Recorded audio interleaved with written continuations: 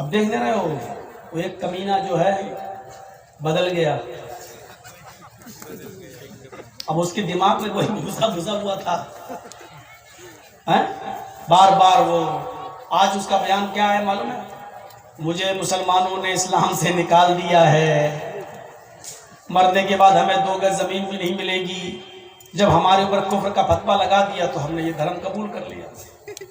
अब सवाल ये है कि इस्लाम पर तो तुमने बहुत सवाल उठाए, अब वसीम रिजवी मत कहिए, अब उसको कहिए जितेंद्र कुमार। क्या नाम उसका हो गया? जितेंद्र कुमार त्यागी। अब उससे पूछो कि अब हिंदू धर्म पर जरा उंगली उठाओ। 16,108 थी। जितेंद्र त्यागी जी क्या कहोगे? अब उठाओ। मोहम्मद साहब की 12 बीवी पर बड़ी उंगली उठाते थे, अब जो 16,108 रखा था उसके ऊपर उठाओ उंगली। रामचंद्र जी को भगवान का दर्जा दिया जाता है, फिर भी रावण उनकी पत्नी सीता को लेके भाग गया, भगवान अपनी पत्नी को नहीं बचा पाए। अब उठाओ उंगली। अब तो जर्जीस तुम्हारी रात की नींद हराम कर देगा। अब उठाओ, अब उठाओ। कोई बात नहीं, चेंज हो गए, यहां किसी को परवाह नहीं है। अच्छा हुआ मेरे हिसाब से, बहुत अच्छा हुआ कि तुम बदल गए, उधर चले गए, क्योंकि अभी तक मुझे इस्लाम का भी दिफा करना पड़ता था और यह कहना पड़ता था कि वो रास्ते से भटक गया है। लेकिन अब गैर मुस्लिम होकर एक हिंदू धर्म में आकर तुम इस्लाम पर कीचड़ उछालोगे तो कोई फर्क नहीं पड़ता। इसलिए कि आरएसएस बजरंग दल पहले ही से उछालते हैं, तुम भी तो उन्हीं के पालतू कुत्ते हो, तुम तो अपने आप उछालोगे, कोई फर्क नहीं पड़ता हमारे ऊपर, इस्लाम के ऊपर भी कोई फर्क नहीं पड़ता। बड़ी टिप्पणियां हो रही हैं, मैंने भी एक कमेंट किया था, सब कुछ बदल गया, अपनी मशीन कैसे बदलोगे?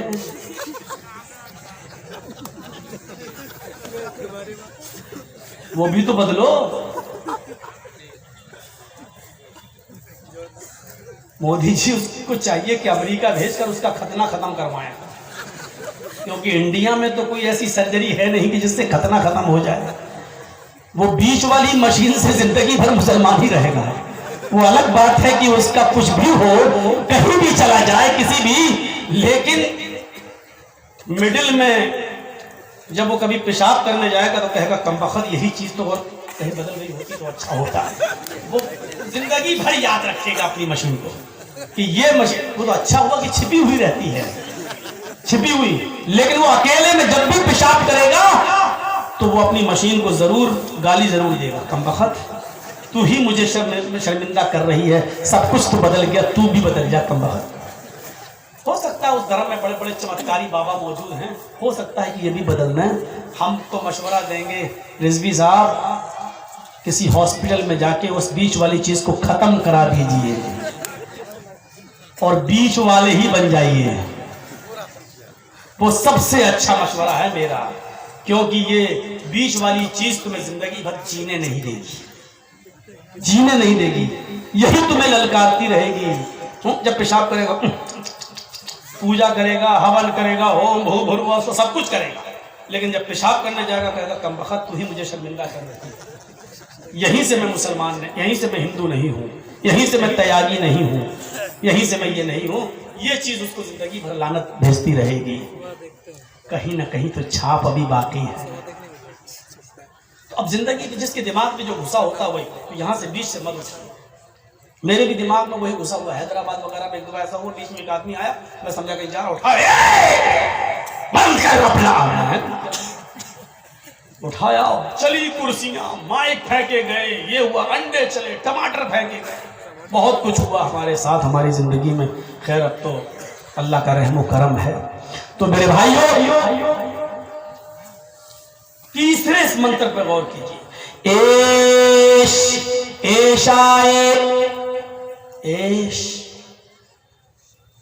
लोगो, इसका तर्जमा भी वही हुआ, आए लोगो, एशाए ईश्वर देगा, एश हाय लोगो, एशाए ईश्वर देगा, मामहे मामह को, मामह का माना भी होता है जिसकी बहुत तारीफ की गई। मामा, इसका भी संस्कृत में हिंदी तर्जुमा देखेंगे नालंद विशाल शब्द सागर में, तो मामा के आगे लिखा है प्रशंसक, जिसकी बहुत तारीफ की गई हो, प्रशंसित जिसकी बहुत तारीफ की गई हो।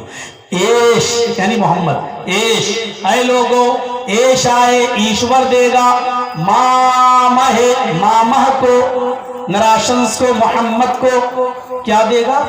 शतन निष्कान, शत 100, निष्कान सिक्के सोने के, शतन निष्कान क्या देगा? 100 सोने के सिक्के।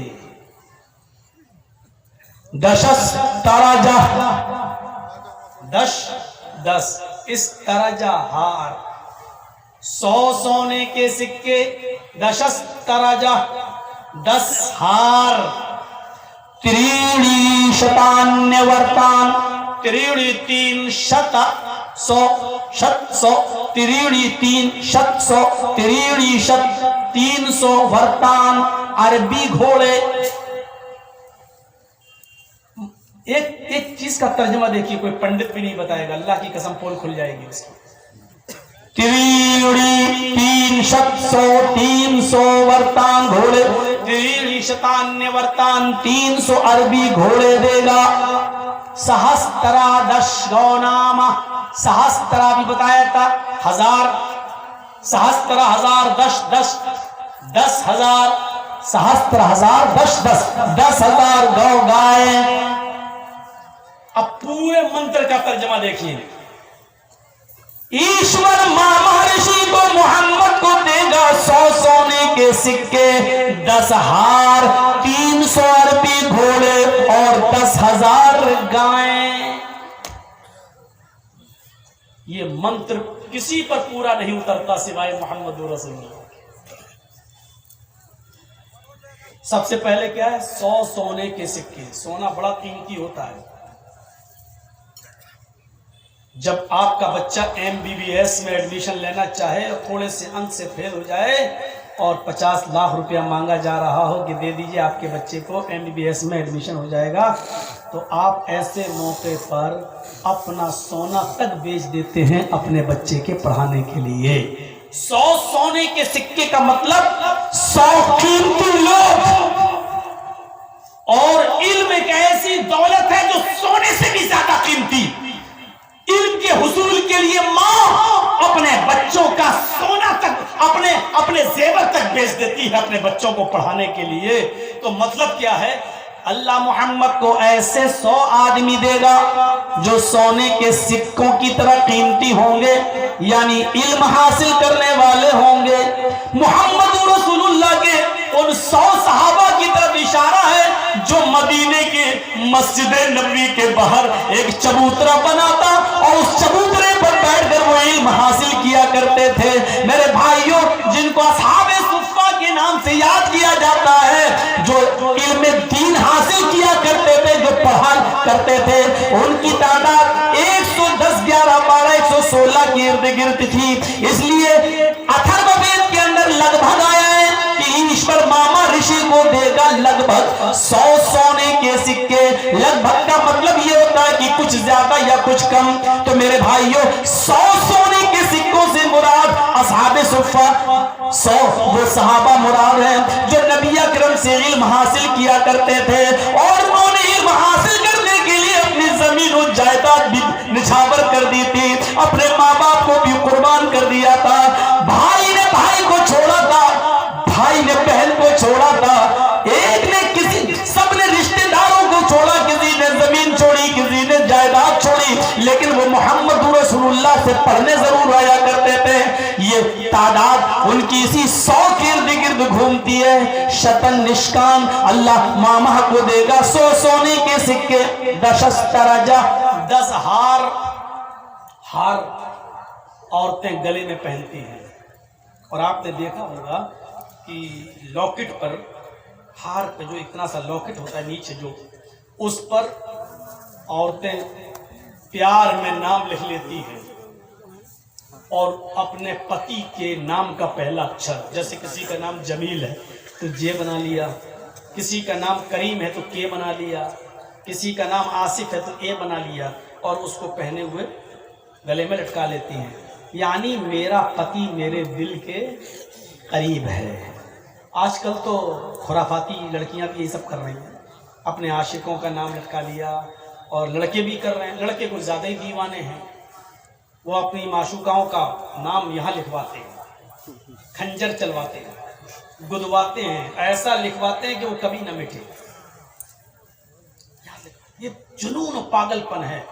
शेख अब्दुल्ला इब्न बास का फतवा अगर आप उठाएंगे तो आप पढ़ेंगे, जिन्होंने अपने जिस्म को गुदवाया है, गुदवाया, अपने जिस्म पर लिखवाया खंजर से, उससे जो मिटता नहीं है, ऐसा आदमी अगर मर जाए तो उन्होंने फतवा दिया है कि ऐसे आदमी की नमाज जनाजा जायज़ नहीं है, और ऐसे आदमी को मुसलमानों के कब्रिस्तान में दफन नहीं किया जाना चाहिए। इतना सख्त फतवा दिया है ऐसे शख्स के बारे में।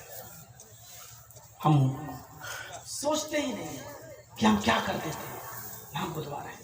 तो हार चुके दिल के बहुत करीब होता है, तो अल्लाह मोहम्मद को 10 हार देगा, मतलब ऐसे 10 सहाबा देगा जो मोहम्मदुर रसूलुल्लाह के दिल के बहुत करीब होंगे, जो नबी को बहुत महबूब होंगे, बहुत प्यारे होंगे। ईमानदारी के साथ बताइए, क्या ऐसे 10 सहाबा नबी के पास थे या नहीं? हदीस की किताबों में इन 10 सहाबा को आशरे मुबश्शरा कहा जाता है, जो इतने चहीते थे, इतने प्यारे थे मोहम्मदुर रसूलुल्लाह को कि अल्लाह के रसूल ने इसी दुनिया में एक एक का नाम लेकर एक एक को जन्नती कहा था। आए अबू बकर तुम जन्नती, आए उमर तुम जन्नती, आए उस्मान तुम जन्नती, आए अली तुम जन्नती, आए साहब तुम जन्नती, आए सईद तुम जन्नती, आए अबू उबैदा तुम जन्नती। एक एक करके अल्लाह के रसूल ने उन 10 सहाबा का नाम इसी दुनिया में लेकर सबों को जन्नत में जाने की बशारत दी थी। उन्होंने इतना दिल खुश किया था कि अल्लाह के रसूल ने इसी दुनिया में उन 10 सहाबा को जन्नत में जाने की बशारत दे दी थी। मेरे भाइयों, ये दिल के बहुत करीब थे। हमारे हिंदू भाई इस मंत्र को देखें, हमारा इरादा नहीं था मंत्र पढ़ने का। मैंने तो शेख निजामुद्दीन साहब से भी कह दिया कि अब मंत्र नहीं पढ़ता हूं, मैं छोड़ दिया हूं। आपके इस स्कूल के, इस मदरसे के जिम्मेदार से भी मैंने कह दिया था कि अब छोड़िए मंत्र अंतर मैं नहीं पढ़ता हूं। उसकी वजह यह है कि मंत्र बंगाल में पढ़ता हूं, केस यूपी में होता है। मोदी को डाल दिया, मुझे डाल दिया। क्यों ऐसे 2 टकों के लोगों के सामने हमारे तस्वीर देते हैं? ये आज है, कल नहीं रहेंगे। जल से आज भी हो रहे हैं, कल भी होंगे। इनकी औकात नहीं है। राहत इंदौरी ने कहा था किराएदार है, जाती मकान थोड़ी। ये आज हैं जो आज साहिबे मसनद हैं, कल नहीं होंगे। किराएदार हैं, जाती मकान थोड़ी। और 100 साल के बाद हम जिंदा नहीं रहेंगे।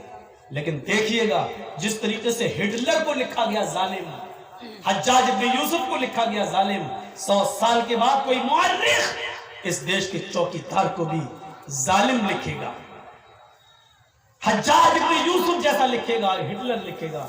लेकिन अफसोस ये है कि ये पढ़ने वाले हैं, उस वक्त हम नहीं होंगे, हमारी औलादें पढ़ेंगी। कहो इंशाअल्लाह।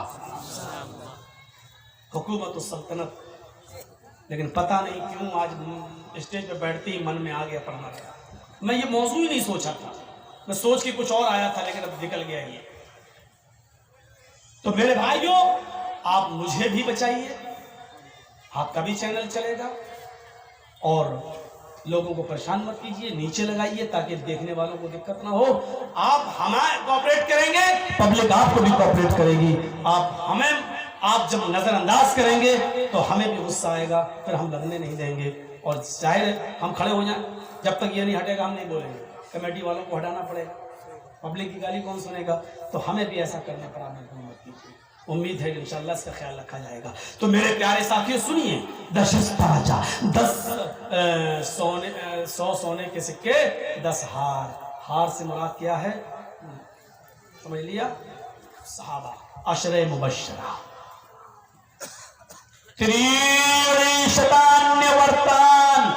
300 घोड़े। कौन जानता है मोहम्मद रसूलुल्लाह के पास 300 घोड़े नहीं थे, हकीकत में नहीं थे। लेकिन घोड़ों से मुराद घोड़े नहीं है, घोड़ों से मुराद घुड़सवार, ऐसे जवान, ऐसे बहादुर जो मोहम्मद रसूलुल्लाह के एक इशारे पर अपनी जान कुर्बान कर दे, ये मुराद है। और याद करो जब 1000 का लश्कर काफिरों का सामने खड़ा है और इधर 313 जंग बदर में लड़ने वाले वो बेचारे सहाबा, हाय हाय हाय, उनके पास तीर है, तलवार है, ढाल है, घोड़े हैं, नेज़े हैं और लड़ने वाले सब जवान। मोहम्मद के सिपाहियों पे नजर डालो, बूढ़ा भी है, जवान भी है, कुछ छोटे भी हैं। जब सबको गिना गया तो 313। उधर सब कुछ है, इधर एक एक पूरे जंग के बदर में सहाबा की जिंदगी पर नजर डाले तो 313 सहाबा के पास सिर्फ 2 घोड़े, एक के पास एक भी नहीं, एक के पास 2 4 5 लोगों के पास भी एक नहीं, सिर्फ 2 घोड़े।